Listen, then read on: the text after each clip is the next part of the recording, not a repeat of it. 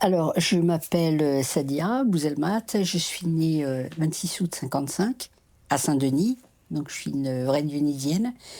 Ma mère s'appelait donc, de son nom de famille, Cheibi Kedouja. Voilà. Je m'appelle Madame Baka Derbiyan et mon prénom Derbiya Chafa. Je suis née en 34, l'11 34, l'11 de avril 34. Voilà, je suis venue d'Algérie. Donc, moi, je m'appelle Sakina Baka et je suis née le 21 mars 1956. Et c'est pas la peine que je vous dise où, vu l'accent que je me trimballe depuis que je suis née à Saint-Étienne.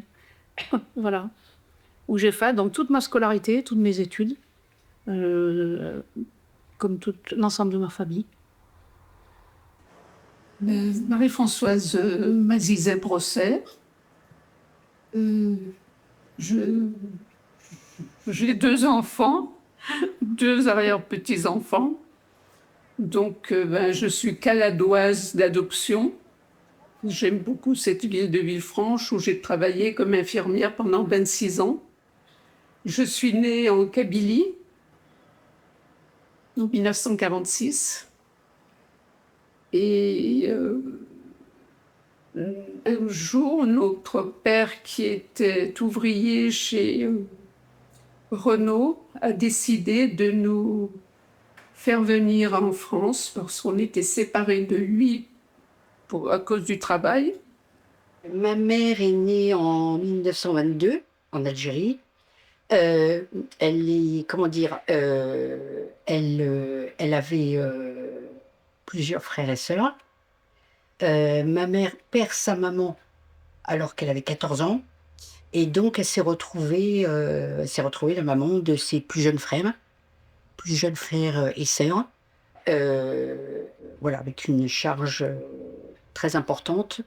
D'autant plus que les femmes en Kabylie, puisqu'elle est originaire de la région Kabylie, travaillent aussi beaucoup à l'extérieur, les travaux des champs, le ramassage des olives, etc.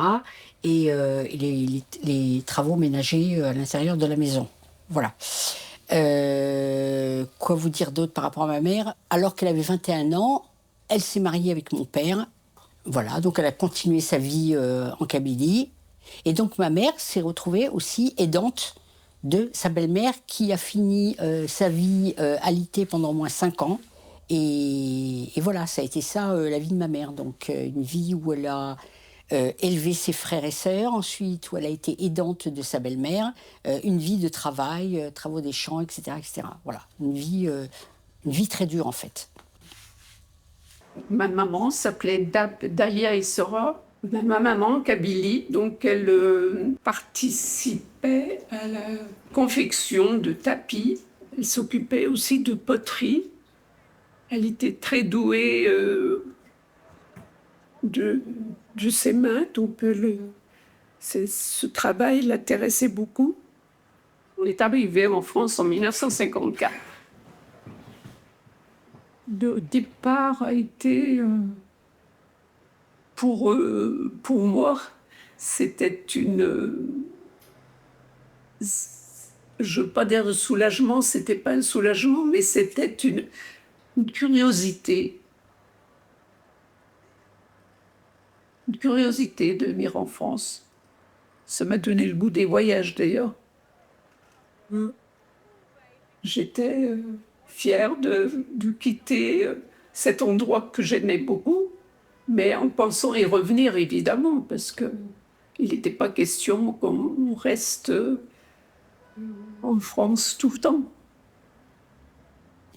Donc mon père avait acheté ce café-hôtel-restaurant en 55, l'année de ma naissance. Et ma mère est encore en Algérie. Et donc il demande à ma mère, bon il retournait tous les ans, il demande à ma mère de venir le rejoindre. Ma mère ne voulait pas. Elle ne voulait pas venir en France. Elle Elle voulait pas d'abord, oui, elle voulait pas quitter. Elle avait encore son père, etc. Il voulait pas. Donc le moyen qu'a trouvé mon père pour la forcer à venir, c'est que il a pris mes deux frères. Il les a emmenés avec lui. Donc du coup, ma mère, elle a été obligée de rejoindre, puisqu'elle ne pouvait pas se séparer non plus de ses deux fils. Donc c'est comme ça que ma mère est arrivée en France en 1952. On a quitté l'Algérie parce que mon père l'a exigé. Mon père voulait qu'on soit instruite parce qu'on n'allait pas à l'école en Algérie. On était illettrés.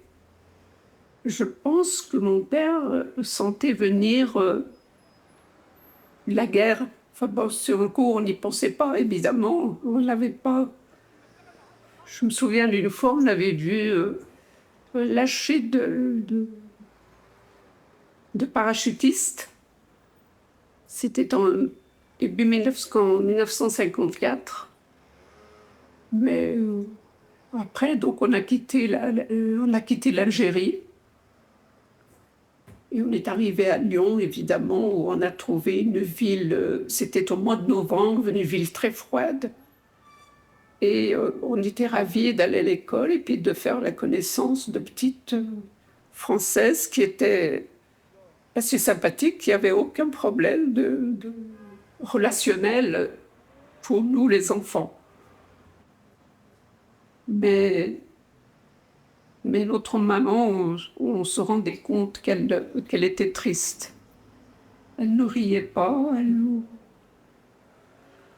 Et puis petit à petit, on a vu qu'elle se rendait souvent chez ses frères qui étaient installés à Vénissieux. Mais jamais on n'avait entendu parler de la guerre. Jamais on a été confronté à ce sujet-là. On n'en parlait pas. Est-ce que tu peux me dire, quand tu es arrivée en France, c'était quoi tes ressentis, à quoi elles ressemblaient tes journées en général? Les journées, c'était déjà quand j'arrive en France, j'ai respiré un peu parce que les problèmes que j'ai dit, je suis loin des problèmes déjà. Je passe mes journées en studio, regarder sur la fenêtre, regarder la rue, c'est les gens qui passent. Donc on a des voisins qu'on coupe aussi. Il y a des Marocains, des Algériens, surtout c'est des Kabyles. Il y a une Française à côté de moi aussi. Donc voilà, c'est des copains à deux. Je passe mes journées à la maison. J'attends mon mari qu'elle arrive, c'est tout. Tout le week-end après, c'était mes frères qui viennent me rendre visite. Le samedi, il y en a un autre le dimanche. Voilà comment que je passe mes journées. Je n'ai pas de visite. J'ai plus de visite que de mes frères. En 54, comme vous savez, 1er novembre 54, c'est le déclenchement de la guerre d'Algérie. Mes deux parents appartiennent au FLN, Front de Libération Nationale, et à l'Étoile nord-africaine. Donc mon père était collecteur en tant que commerçant, et il cachait aussi les armes à la cave. Et ma mère, elle, sa fonction était de distribuer les tracts auprès de ses copines qui étaient également au FLN dans ce quartier-là. Et donc ma mère, elle véhiculait les tracts en les cachant au fond de nos landaux. Et voilà, et c'était son rôle. Donc ils étaient tous les deux extrêmement impliqués. C'était mon frère. Elle est venue, et alors après, elle a dit à mon mari, voilà, est-ce que tu peux nous rejoindre dans le groupe de Salé, de Yamina. J'aurais pas le dire. Amena. Amina. Elle a dit, moi, je ne me bats pas pour une personne, je me bats pour les personnes qui sont ensemble. Elle a dit, pour une personne, sur le nom d'une personne, moi, je n'accepte pas. Quelques mois après, il est revenu. Il me rend visite aussi. Elle a dit, tu te rappelles de ce que tu m'as dit? Elle a dit, oui, je me rappelle très bien. Elle a dit, qu'est-ce qu'il y a quelque chose de nouveau? Il a dit, oui. Il y a un parti qui est démarré. Mais il n'y en a pas beaucoup, c'est clandestin. Elle a dit comme un clandestin, elle a dit, parce qu'il n'y en a pas beaucoup de monde. Donc elle a dit, est-ce que tu nous rejoins? Elle a dit oui. Elle a dit, moi, je vais participer à ça. Elle a dit, moi, pour ça, je participe. À partir de ce moment-là, elle a dit, quand vous faites quelque chose, elle a dit, pour le moment, on ne fait rien. Tu le payes juste ta carte. Tu le payes, je crois que 2000. Comment on appelle ça? 2000 francs? Alphine. Oui, 2000. 2000 francs. 2000 francs. Elle a dit par mois, c'est une aide. Et bien, elle était d'accord. Elle a dit à partir de ça, on partait. Comment elle s'appelle? Elle a dit, elle s'appelle الجيش التحرير الوطني. C'était pas la FALEL. On appelle ça comme ça en Kabyle. الجيش التحرير الوطني. Donc elle a dit, oui, je suis partie. Elle rentre, on donne l'argent, on donne, il laisse les dossiers, on est plante sur la crapette. Dans le lit, non, sur la crapette comme plante. Les tracts? Des tracts. Donc vous cachiez des tracts. Ah oui, oui. Et après, quand il vient, on les donne aux autres. J'ai plein de tantes qui étaient impliquées aussi. Les demi-sœurs à mon père, elles ont été aussi impliquées.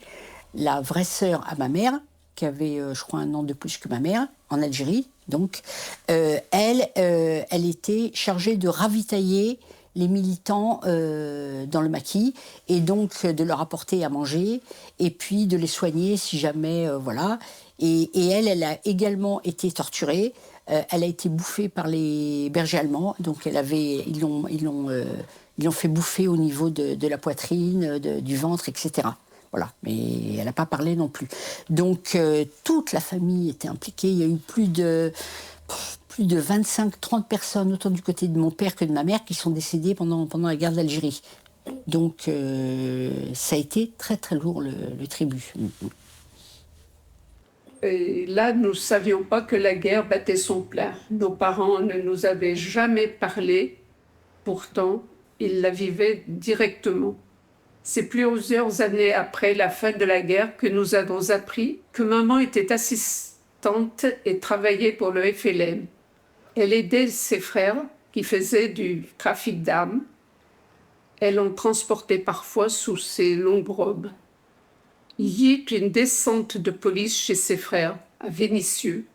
Des armes furent trouvées et un des oncles emprisonné. Maman, qui était impliquée, a fui la France en catastrophe. Elle était pour une Algérie algérienne. Un jour, elle s'est engouffrée dans une voiture blanche. Elle est partie avec notre plus jeune sœur qui avait qu'1 an. Et elle a disparu. Pour nous, elle a disparu. Et on s'est posé pas mal de questions. Puis mon père s'est retrouvé tout seul avec nous 4. En tant que femme, c'était une surcharge supplémentaire, puisque ma mère, déjà, elle était femme au foyer. Alors, au moment du déclenchement de la guerre d'Algérie, on est... excusez-moi, Chérif Slimane, bien, on est au moins 4-5 déjà enfants, plus le travail au café. Elle aidait quand même mon père, donc c'était très lourd. Mais pour elle, ma mère, en tout cas, même si elle n'avait pas de culture politique, c'était évident pour elle que l'Algérie devait être algérienne. Voilà. Donc du coup, elle a comment dire, elle était à bonne école puisque voilà, il y avait mon père, il y avait mes oncles, etc., etc. Et donc je pense que son implication, elle s'est faite de manière tout à fait spontanée, quoi. Quand il se fait incarcérer, mon père, je n'ai que 5 ans. Donc là, franchement, je pourrais pas vous dire. Mais je pense que collecte de fonds, ma mère n'a pas pu le faire. N'a pas pu le faire parce que c'est pas dans les attributions des femmes. Je pense que c'est mes oncles qui ont dû prendre le relais, la suite. Mes oncles qui habitaient dans le même hôtel que nous. Hein. Peut-être mon frère aîné, mais pas ma mère. Je pense pas. Les hommes, ils sont tous en prison. On ne peut pas rester comme ça. Il faut y aller manifester les femmes. Donc, sans code, tout de suite, vers, je crois que à midi, ils ont dit il faut que sur l'après-midi, manifester au président de Bellevue. S'il ne sort pas, la femme qui ne sort pas manifester, on va le faire se venger sur sa famille. Et je me rappelle très bien. Il faut y aller manifester. Et bien sûr que moi, j'ai un gamin, il est trop petit, Hamid. Quand il y a la manif de 1961, elle y va avec mon frère qui est né en 61, donc un an avant l'indépendance. Donc il est bébé, elle l'a dans les bras et elle manifeste. Et elle va être arrêtée et elle est dans le panier à salade de la police. Et donc le policier lui dit « Mais madame, vous vous rendez compte, vous n'avez pas honte, vous manifestez avec un bébé dans les bras, c'est pas votre place, etc. » Et donc elle lui répond « Mais je suis désolée, mon fils il manifeste pour l'indépendance de son pays. Et moi je suis très fière. » En 1960-61, je pense qu'il y avait eu le putsch d'Alger, parce que c'est là que le frère de notre, on va dire, tatan, parce qu'on l'appelait comme ça, nous a dit tu ferais mieux de t'occuper de ce qui se passe dans ton pays.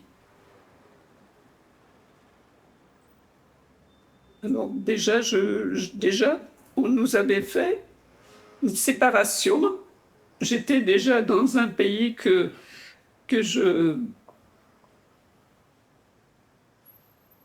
oui,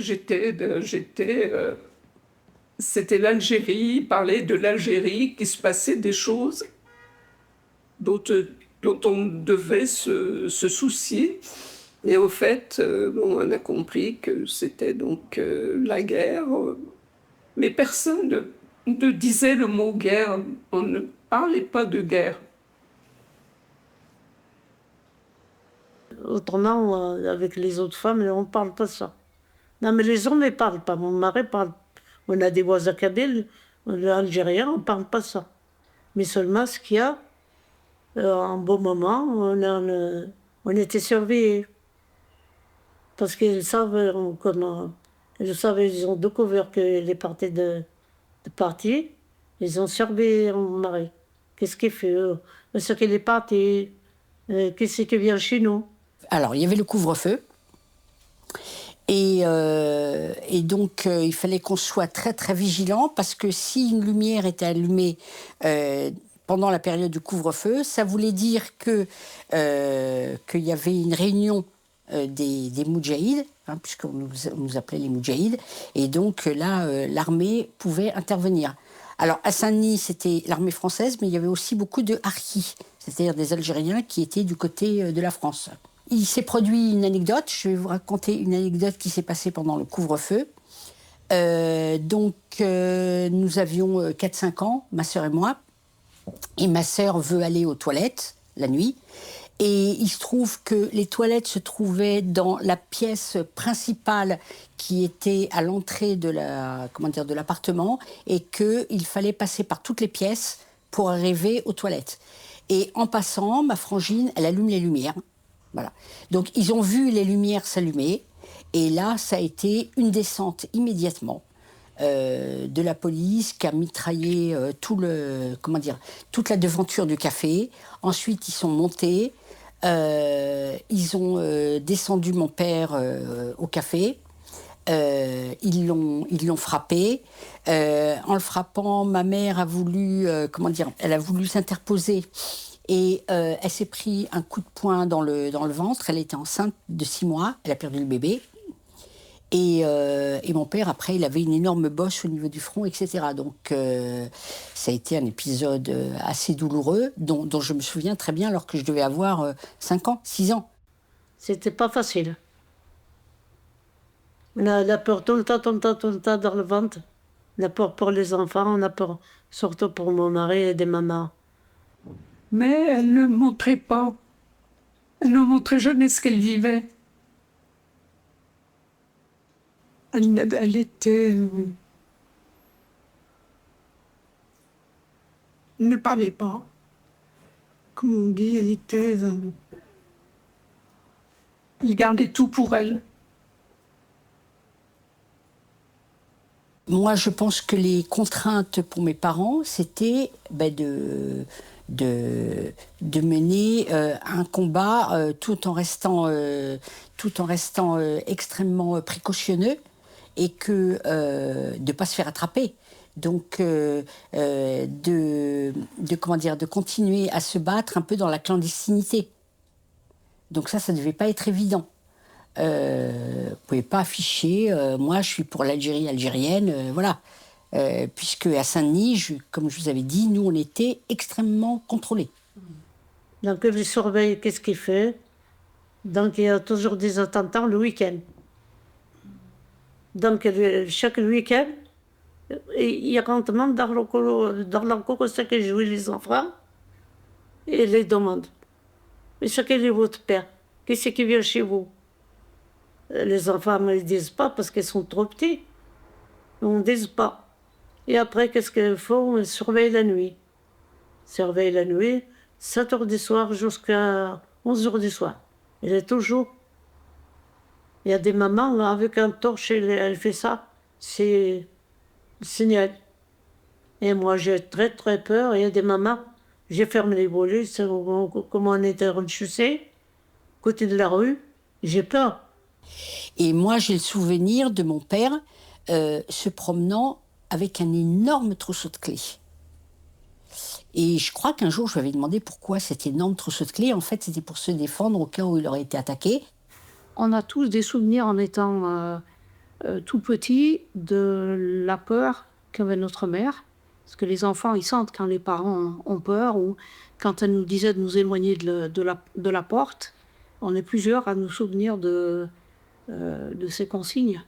Oui, on n'allume pas Allumer la lumière, pas faire de bruit. Ni la radio, on n'écoute pas. Il n'y a pas des gens qui viennent à la maison parce qu'on était surveillés. Donc c'était la galère pour nous.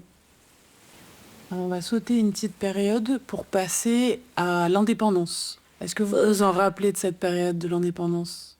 Oui. Oui ou non, j'étais content, oui ou non. Mais comme j'ai perdu mon frère, mes deux frères, ni chaud ni froid. J'étais content l'Algérie, l'indépendant, mais j'étais pas content quand j'ai perdu ma famille. Parce qu'il y a quand même des familles entières qui ont disparu. L'indépendance, je m'en souviens pas. Du tout. Donc l'indépendance, je suis née en 55, donc j'avais 7 ans. Mes parents, je pense qu'ils ont dû faire la fête, etc. Mais très franchement, j'ai pas le souvenir. Alors, le vœu de ma mère, c'était qu'on rentre. Et mon père lui a dit, hors de question qu'on rentre complètement. Il a dit, moi, mes filles, en tout cas nous les filles, il a dit, mes filles, je veux qu'elles fassent les mêmes études que mes garçons et on ne rentre pas. Donc ça a été un motif de grosses disputes, mais vraiment de grosses disputes, ça je m'en souviens très bien, entre mon père et ma mère. En tout cas, ma mère, elle voulait pas venir en France, et elle, à l'indépendance, elle voulait rentrer. Elle se plaisait beaucoup plus là-bas qu'ici. Mon père, par contre, non. On était convoqués par un juge parce que notre maman était revenue nous chercher en 1962.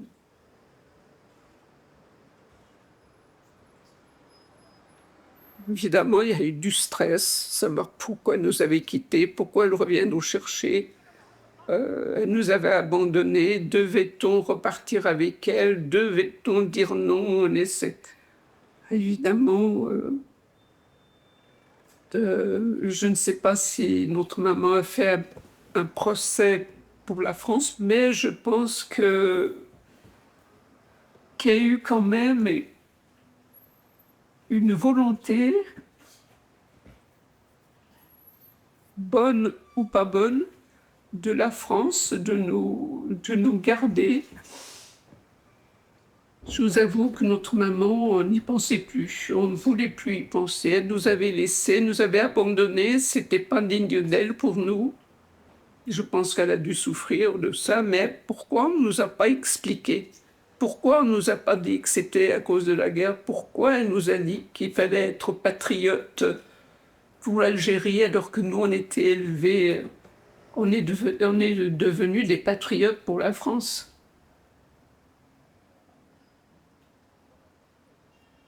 L'Algérie, c'était le choix de notre mère, c'était pas notre choix. La position de ma maman, je la comprends depuis peu de temps. Depuis peu de temps. Mais du coup, c'est vrai que la période de la guerre d'Algérie, ça a aussi été... et puis l'indépendance, et puis ensuite le fait que parmi nous, il y en a qui ont dû réintégrer la nationalité française. On est né français, on est devenu algérien lors de l'indépendance de la guerre. Et ensuite, on a dû réintégrer notre nationalité d'origine. On voit bien que ce sont des constructions historiques, politiques, qui excluent des gens, et qui font que sans justement cette volonté d'aller de l'avant à tout prix, c'est vrai qu'il y en a beaucoup qui auraient baissé les bras. Moi, je sais que j'ai demandé tardivement la nationalité française. C'était pas du tout un sentiment patriote, c'était parce que j'en avais marre chaque fois que je me déplaçais, chaque fois que je voyageais. Donc j'avais un passeport algérien et chaque fois on me demandait, il fallait se justifier, c'était interminable. Ils ne comprenaient pas pourquoi j'étais algérienne alors que j'étais née en France. Moi non plus, d'ailleurs. Mais bon, voilà, on voit bien comment toutes ces choses s'agencent et beaucoup d'entre nous, comme le disait ma mère tout à l'heure, la première, en tout cas ce qu'on appelle la seconde génération, il y en a beaucoup qui ont hésité à prendre la nationalité française, à réintégrer la nationalité française, que d'un côté, comme elle le disait, les Algériens disaient c'est des traîtres. Ils ont pris la nationalité de celui qui nous a colonisés hier. Et puis nous, en même temps, pour des raisons ne serait-ce que pratiques, objectives, être né dans un pays et être scolarisé et vouloir y travailler, ça nécessite un minimum de confort administratif qui passe par le fait d'avoir une carte d'identité ou un passeport français. On n'a jamais su qu'il fallait, à l'âge de 21 ans, opter pour l'Algérie, pour la nationalité française ou la nationalité algérienne. Pour nous, on était en France, on était nés dans un pays qui était la France, parce qu'il y avait des départements français. On était 100% française. Et donc là, on a fait des démarches, et là, donc au bout de 2 ans, j'ai pu avoir ma nationalité française. En 1993, alors que c'est depuis 1962, on n'était plus française. Donc on a été apatride de 1962 à 1993. Mes parents, ils sont restés algériens jusqu'au bout. Il était hors de question qu'ils prennent la nationalité française. Plusieurs de mes frères se sont mariés ou ont vécu avec des Européennes. Ça a été très mal vécu par ma mère, surtout, puisque certains d'entre eux ont obtenu la nationalité française par mariage. Voilà. Pour ma mère, c'était hors de question. Qu'on prenne la nationalité française, c'était une trahison. Elle disait, alors à quoi ça sert qu'on ait mené ce combat, qu'on ait eu autant de morts, si c'est pour que vous preniez la nationalité française? Il y avait aussi une forme de ségrégation dans les villes, ségrégation en Algérie entre les quartiers européens et les quartiers indigènes.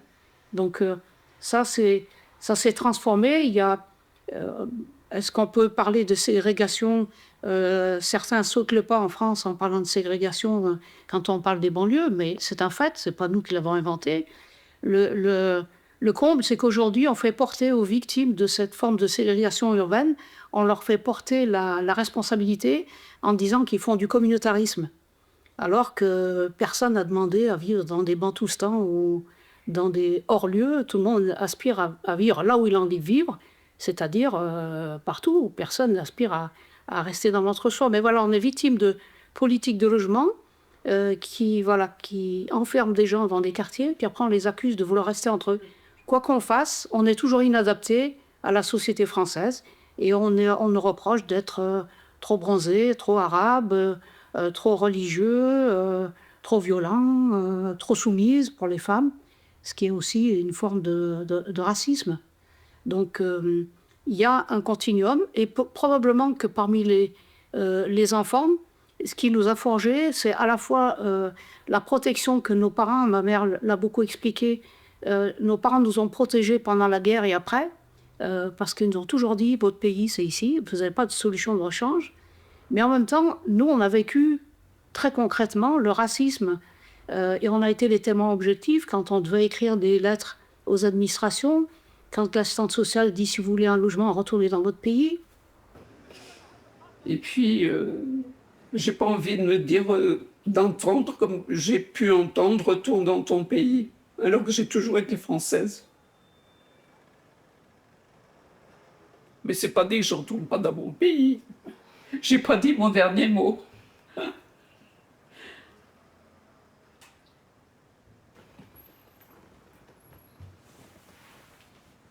J'étais contente de participer à la guerre d'Algérie, mais parce que pourquoi j'étais contente? Parce que déjà la maison qu'on a passée avant, on n'a le droit à rien du tout, on n'a pas de luxe, on n'a pas de l'eau, on n'a pas d'électricité, on n'a pas de vaccin, on n'a pas les hôpitaux, on n'a pas le chemin de chair. Donc, imaginez-vous qu'on est indépendante, bien sûr qu'on était content. Parce qu'ils disent, on a fait les écoles, on a construit l'Algérie. J'ai dit, vous êtes construit, c'est ça que vous êtes habité. Tu te rappelles? Il parlait des bienfaits de la colonisation. Oui. C'était un débat à l'université. Oui. Et donc, un monsieur il disait que la France avait fait plein de choses, construit des écoles. Ils sont tous allés à l'école. J'ai dit, c'est faux. Il y en a 5% qui ont été celui-là qui travaille même que la France. C'est tout. Les autres, non. Cette guerre ne pouvait pas échapper.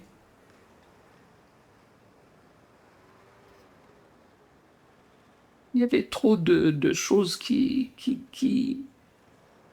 contrariaient les Algériens. Ils étaient dans leur pays, ils n'avaient pas beaucoup de droits. Tout était décidé par la France et qui changeait constamment de... C'était pas une époque facile. Il y a eu... plus au niveau mondial, c'était quand même une époque où de plus en plus, il n'y a plus de colonisation. Sur l'engagement par rapport au colonialisme, forcément, j'ai été sensibilisée à tout ça. Et donc, 1960, un peu avant l'indépendance de l'Algérie, c'est tout le continent africain qui prend son indépendance. Donc moi, comme j'aime beaucoup l'histoire, comme mon père était aussi un féru d'histoire, je suis sensible à ça. Et donc tous les combats pour l'indépendance, etc., je m'y intéresse. Voilà. Maintenant, par rapport à l'investissement des femmes, alors ça c'est encore une anecdote, mais je sais que j'avais... Autant mon père, qui était né en 1913 quand même, et qui voulait que ses filles fassent les mêmes études que les garçons, il me disait toujours, parce que souvent on se titillait, mon père et moi, parce qu'il me disait j'aimerais bien que tu me cites quelles femmes ont inventé des choses ou ont été... Et je lui avais promis, je lui avais dit un jour, je ferai des recherches et je ferai un livre et je te montrerai tout ce que les femmes ont fait et comment elles ont été quelquefois écartées, voilà, ou comment leur mari ou leurs proches hommes ont fait, ils se sont attribués ce que elles ont fait. En tout cas, ce qui est sûr, c'est que du côté des femmes, il y a peu de visibilité. Il y a probablement des raisons multifactorielles. Il y a d'abord le fait que les femmes ne se mettent pas en avant. que l'histoire est souvent écrite par les vainqueurs et les hommes se considèrent vainqueurs parmi y compris lorsque, alors je ne parle pas du cas de l'Algérie, lorsqu'ils perdent la guerre, l'histoire est quand même écrite par les hommes. C'est vrai que pendant la guerre elle-même, les tâches étaient relativement genrées aussi. Les femmes, elles faisaient la cuisine, elles lavaient le linge, elles étaient infirmières, donc c'était relativement genré. Et je pense que ces activités-là qui ont été déconsidérées, parce que justement genrées, considérées comme étant des activités de femmes, en réalité elles étaient essentielles, et notamment dans les maquis en Kabylie ou dans les Aurès, là où la guerre a quand même éclaté, les femmes ont joué un rôle essentiel. Je pense, je fais le parallèle avec les États-Unis, avec l'esclavage, où beaucoup de femmes ont aidé des hommes à s'enfuir des plantations, et des femmes, souvent des mères, qui aidaient leurs fils à fuir les plantations pour aller dans le nord des États-Unis. C'est assez peu connu. Et là, il a fallu que des femmes se mettent au boulot et disent nous, on a envie de comprendre, parce que les femmes ne sont pas restées soumises, quelle que soit la situation, y compris en période de guerre, elles ont toujours participé. Quand on prend le cas algérien, il faut dire que l'État algérien y a aussi participé à l'invisibilité des femmes, puisque pendant la guerre, au sortir de la guerre, elles ont été valorisées. Et puis après la guerre, il y a eu une série de lois discriminatoires contre les femmes. Et toutes les moudjahidat, en tout cas celles qui sont encore vivantes ou celles qui ont pu témoigner, le disent. On a été considérés comme des figures incontournables. Et dès que la guerre s'est terminée, l'indépendance acquise, on a demandé aux femmes de retourner chez elles. Et puis on a dû se bagarrer contre des lois discriminatoires, en l'occurrence le Code de la famille qui a été voté en 1984 en Algérie contre les femmes, discriminatoire contre les femmes. Maintenant, il y a des travaux qui sortent petit à petit où il y avait une forme de sexisme à l'intérieur du FLN.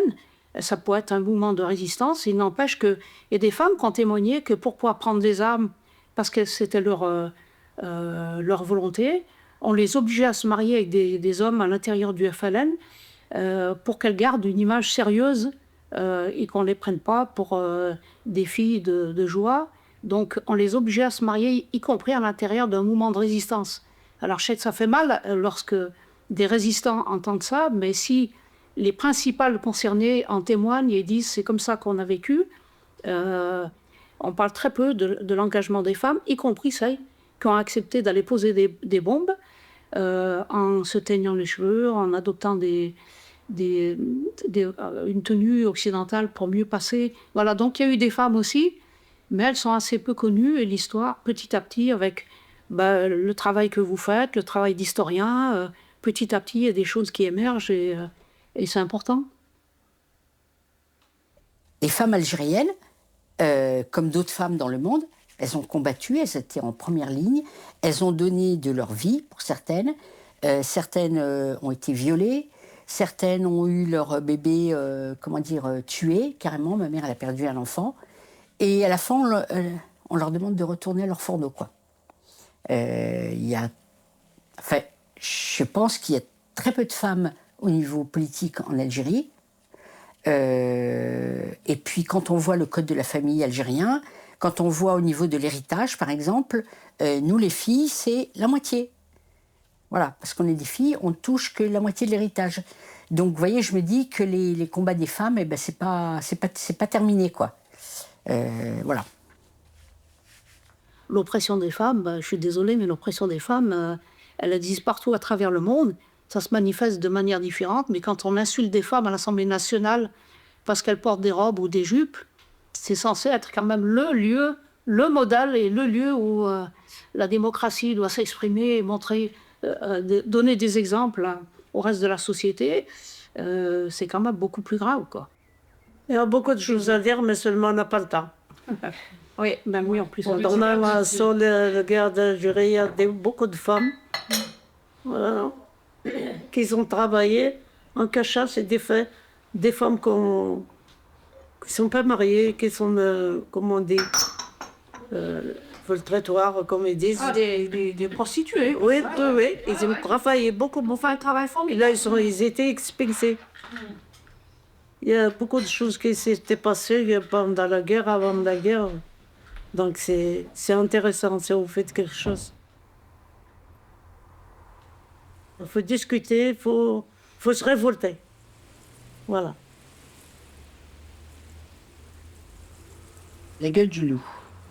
Peuple français, tu as tout vu, oui, tout vu de tes propres yeux. Tu as vu notre sang couler, tu as vu la police assommer les manifestants et les jeter dans la Seine. La Seine rougissante n'a pas cessé les jours suivants de vomir à la face du peuple de la Commune ces corps martyrisés qui rappelaient aux Parisiens leur propre révolution, leur propre résistance. Peuple français, tu as tout vu, oui, tout vu de tes propres yeux. Et maintenant, vas-tu parler? Et maintenant, vas-tu te taire?